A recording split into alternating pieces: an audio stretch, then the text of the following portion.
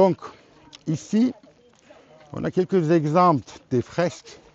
Ce n'est pas des fresques, c'est des secos, mais on a l'habitude de dire des fresques que vous trouverez dans les églises, les différentes églises. Parce que ces églises aussi, ils avaient des différences par rapport à la richesse de la personne qui a fait construire ou bien qui a fait des donations. Si ce sont des peintures archaïques, on peut dire que c'était des artistes locaux qui ont peint ces lieux-là. Si, comme ceci, des peintures bien faites, des peintures artistiques, on va dire, ça veut dire que soit un riche ou c'est l'empereur qui a financé. Par exemple, ça, c'est l'empereur Phocas. Il est originaire d'ici, le village de Chaoushin. C'est lui qui a financé. C'est une église impériale. Donc là, à partir de là, je peux commencer à vous expliquer c'est quoi ces scènes. Vous connaissez à peu près, mais c'est là on trouve dans les coupoles de l'abside, il y a Jésus assis, autour il y a sa mère Marie et Jean-Baptiste. Ils vont prier pour nous le jour de jugement dernier.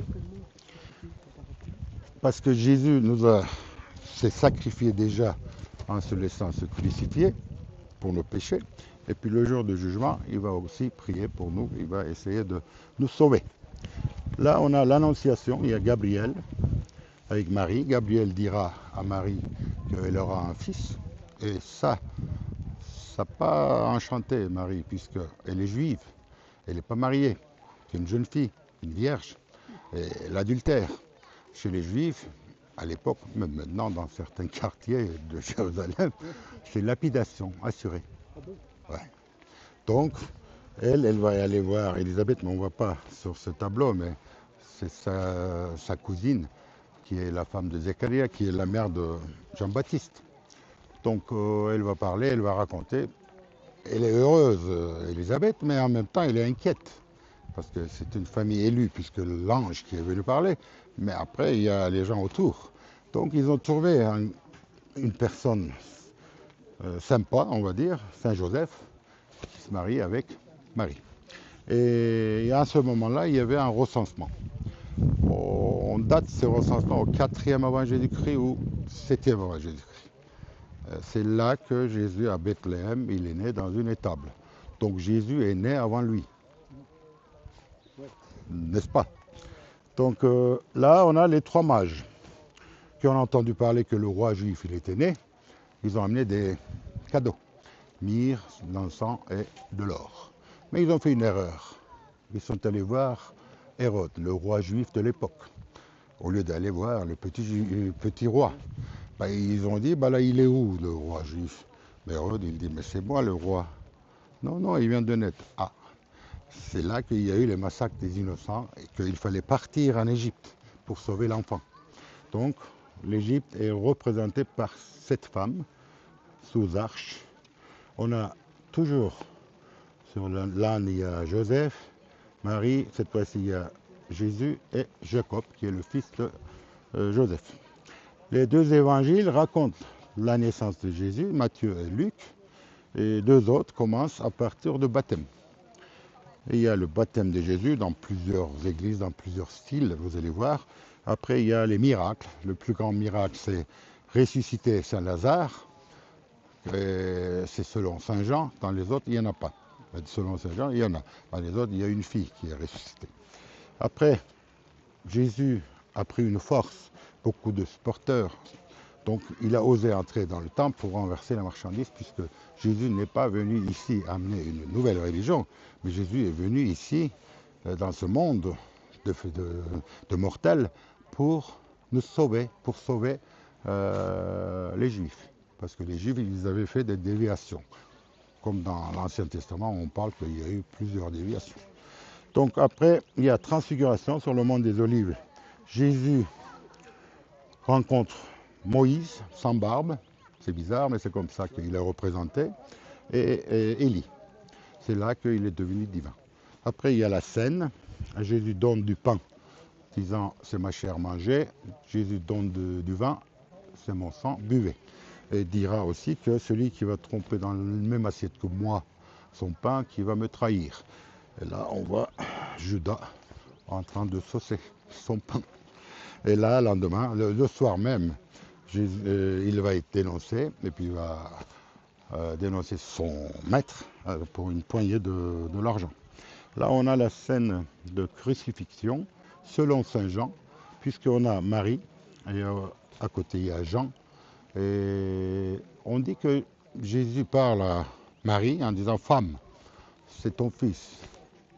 À partir de maintenant, tu vas suivre ton fils. » Et puis il retourne à Jean, il dit « C'est ta mère, tu verras sur elle. » On pense que ces deux-là sont venus en Turquie. Ils sont installés en Asie, puisqu'on a c'est pas sûr, mais le tombeau de Saint Jean.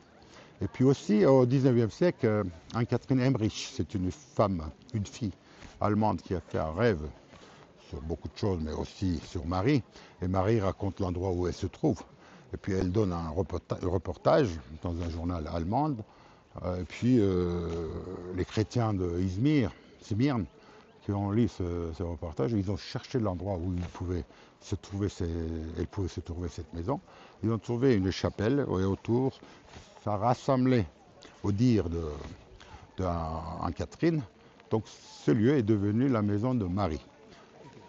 C'est pas prouvé, mais il y a des papes qui viennent rendre visite dans ce lieu-là.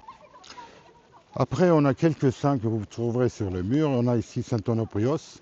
Il est dessiné avec des seins, mais ça c'est une erreur de dessin. Normalement c'est un homme. Mais beaucoup de guides, beaucoup de collègues aiment raconter que c'était une hermaphrodite, qu'elle est devenue chrétienne, etc. Il y a Saint Thomas, celui qui croit à ce qu'il voit. Il a mis le doigt dans le plaid de Jésus, ce côté-là. Et puis Saint Basile, celui qui a amené la vie monastique dans la religion chrétienne. Et puis on a ces deux garçons qui sont très importants pour les églises cappadociennes parce que sont Saint Georges et Saint Théodore. Saint Georges, il a tué le dragon, le Satan. Et Saint Georges, il est natif d'ici, à peu près 30 km de Guérémé. Et c'était un militaire, c'était un soldat romain. Et puis à son époque, l'empereur a décidé de persécuter les chrétiens. Lui, il a démissionné. Et puis il allait faire le pèlerinage et sur la route, il a rencontré un groupe de chrétiens qui étaient persécutés, qui étaient malmenés par des Persans. Et le chef de ce groupe s'appelait Serpent en perse. Donc il l'a tué. C'est à partir de là qu'il y a une mythe qui s'est développée autour de lui. C'est pour ça qu'on dit le sauveur des chrétiens. On met aussi Saint-Georges dans les maisons, dans beaucoup d'endroits, pour protéger le lieu. C'est comme des gargouilles dans les églises. Et là, on va continuer par ici. Vous allez d'abord visiter cette chapelle qui s'appelle la chapelle Sainte-Basile, parce qu'il y a peinture de Basile. Les noms, les nominations ne sont pas absolues, ne sont peut-être pas correctes, mais comme les historiens, les archéologues ou bien les gens d'ici ont vu quelque chose et puis ils ont donné le nom à cette église. Par exemple, il y a l'église à la pomme. Il y a une pomme, c'est l'église à la pomme. Il y a un serpent, l'église au serpent.